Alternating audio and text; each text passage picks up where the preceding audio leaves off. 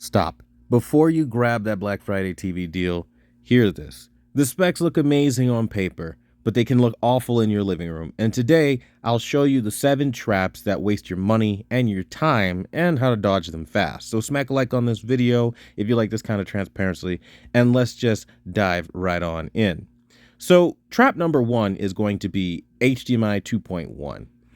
The box will say that it has HDMI 2.1, but then only one port actually supports it. And it's only 4K at 120 hertz. And then some ports say that they share it with eARC. And you can only plug a console in. But what about your sound system? Well, how do you dodge it?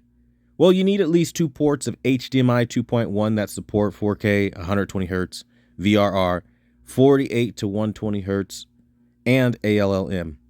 If you're a console gamer, 40 gigabits per second is fine, but 48 matters mostly for PC at chroma sampling 444. If it only has HDMI 2.1 ports, eARC, basically, you gotta plan on getting an AVR or a Switch, or pick up a different model altogether. Now, trap number 2 is one of the most egregious that I've seen this Black Friday season, and that is HDR. A lot of TVs will say that they're HDR ready. They love saying that shit, but really, it's just 300 to 450 nits, give or take. It has no local dimming. It has no quantum dots. That should be your red flag when you see that kind of thing. When it says HDR and it's not a QLED of any kind or quantum dot TV of any kind, that's a red flag. Unless, of course, it's like a WOLED. But otherwise, no, that's a red flag. You need at least 700 nits up to 1,000 nits. Again, we really want to push no less than 1,000 in order to have an ideal HDR experience. And you're going to need at least mini LED. I mean, at this point in time, why are we looking at anything less? Now, for OLED, brightness isn't as big of a factor or as important because, again, because it gets black, when you get to certain scenes, it is able to make up for the difference because that contrast is pretty intense. Otherwise, it'll look really dim, and then you'll have to redo all your settings and everything all over again, trying just to realize that you got sold this fake HDR crap on a budget TV. Trap number 3, the fake contrast. A lot of TVs like to say something like mega contrast, or, they'll try to say like, infinite contrast ratios or hundreds of thousands of, contrast ratio points. And it's really like when you see on the box, we're like, oh, 500,000 to 1 contrast ratio. That's a budget TV. They don't have any local dimming, and they're talking those numbers. You know for a fact they're full of shit. And I'll see you and raise you, and I'll say anytime somebody's talking about contrast ratio and they don't have any, again, quantum dot technology, you know they're full of it. So again, that should be an absolute red flag for anybody in a black room, dark room environment, because again, it's just going to dim everything and make everything look awful. Now, trap number 4 is the 120 hertz effective, or just anything saying the effective refresh rate. That's basically referring to their True Motion technology. Now, it's usually marketed on a 60 hertz panel. So if you see that, that won't give you true 4K 120 hertz gaming. You'll need to see native refresh rate 120 before you start buying and thinking that it's what it is. Effective will never get the job done. So, I mean, if you're in store, I would recommend that you ask to use content, like actually see what the 120 hertz content that you want to play is on. Have some of that stuff loaded on a thumb drive or something, whether it's gameplay or, just some form of motion handling. You'd see it pretty quickly. And again, I think the easiest way, though, is just to avoid the word effective, and then you'll be all right. Now, trap number 5 is the OS and ads and audio pitfalls that some TVs may have.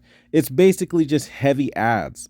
And I think that's something that might be inevitable because a lot of them do that. So again, you're just going to have to deal with a lot of slow, cluttered OS.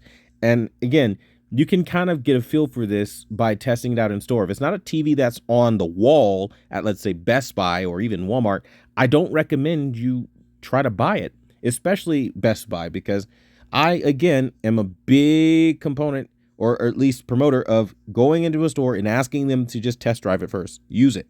Actually do this. See what the TV is all about. You'll know really quickly with going through the menus and navigating around if your OS is filled with ads or if it's super laggy.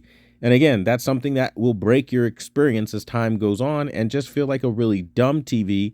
And again, you'll find this again the most egregious on the most budget TVs. Budget TVs have weaker processing and it leads to crappy load times of things. But I'll see you and raise you. I've had even up to the Sony Bravia 8 Mark II have a sticking menu. Even my Samsung S95F at times had a sticking menu. It just depends. And you have to really, I guess, give it its paces, put it through its stress tests to see how that OS is going to be and make sure you look for those ads. Now, trap number 6 is going to be the room mismatch. Don't buy the hype, buy for your room, okay? So many people need to understand that if your room is bright, you need a TV with good brightness and reflection handling, something like a mini LED or an OLED. If you're someone who has low lit, you can get away with a dimmer TV. You don't necessarily need the brightest thing out there, you know? You can have something like a weaker mini LED of a lower tier, like mid-range, like the Hisense U75QG, and get away with it perfectly fine, you know, depending on what your room is and how your requirements are. Don't just buy, oh, it's up to 3,000 nits, oh, it's up to 4,000 nits. Who cares? What does your room tell you you need? What is your content? What is your environment? That's the most important thing. Think of viewing angles when you buy these TVs. Nobody has these conversations. I mean, are you sitting off at an angle? Are you sitting dead center all the time? Or do you entertain large guests? These are questions that you have to ask before you walk into the store because they're just going to sell you on whatever's hyped. And that's, again, one of the biggest pitfalls there is again, mismatching your room for the sake of just selling you hype. Your room is how you should be buying a television. In case no one is saying it, you buy TVs around your room and then your content, because if the room can't accommodate the TV or the environment can't accommodate the TV, like it being overly bright and the TV being too dim, then you're going to be returning it anyway, and that's a pain in the ass on you. So again, that's one of the biggest pitfalls. Now, trap number 7 is the panel lottery. Every TV has it, but some are worse than others. And of course, the return policy. Now, to be fair, even great models can have dirty screen effect, banding, tinting, dead pixels. And some stores like Best Buy only give you 14 days to figure that shit out. That's a trap because, you know, if people don't know that technically, they say it's 15 days, but I say 14 because they count the first day. So you automatically lose the first day before you even walk out of the store. So I always say 14 days at Best Buy. Now, here's just what you ought to do. Day one, even if you don't know a whole lot about the technical aspects of things, you should play a 5% and 10% gray slide or test pattern or something like that so you can see how gray uniformity is and you can check it for dirty screen effect. If not, something a little easier to do, you can have panning shots of soccer moving really fast, or you could have hockey to check for that dirty screen effect on the ice and things like that. Now, another thing that I always recommend is showing solid colors like the primary colors, red, green, and blue, just to check for any abnormalities, especially on OLEDs. You know, dead pixels, stuck pixels is a good way to find it. Again, I recommend you test all this stuff immediately out of the box before you start getting all your content up and getting all comfortable, because that's how you get stuck in that whole, like, well, you just got to live with it mindset, even though you had a bad panel. So don't settle for anything. You're paying these companies a lot of money. Get what you deserve. I think that's the most important thing. And I think one of the things that I would say for the final thing, even though we already covered the 7th one, this is more of a bonus tip. You know, the demo mode is going to lie to you. Make sure you turn all the vivid mode and store demo stuff off and see what the TV actually can look like when you put it in something like the standard mode or like the cinema mode or filmmaker mode, and see how the TV actually is going to look. Fair warning, it's not going to look fantastic. It's going to be very blah and very not fantastic at all in terms of what you were expecting when you read that very over-exaggerated spec sheet of how amazing everything's supposed to look. But don't worry, here at Quantum TV, for numerous amounts of TVs, I have optimizations. And if I happen to have an optimization for the set that you're looking at, make sure you're joined for the $4.99 and see an amazing world of difference compared to the out-of-the-box settings that honestly is just so day and night it's hard to believe. And you don't have to worry about that. Otherwise, I'd recommend even still taking your time to tune and test and tweak your settings to get the better out of your television. But If this saved you cash and headaches, hit that like, comment your budget, your size, your room, your lighting, and I'll pick an alternative that can help you if, something isn't working for you or whatever.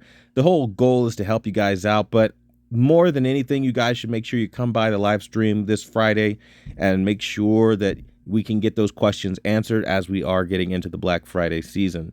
That being said, though, I want to thank you guys so much for watching the #1 brand in honesty. And until the next video, I'll see you guys later.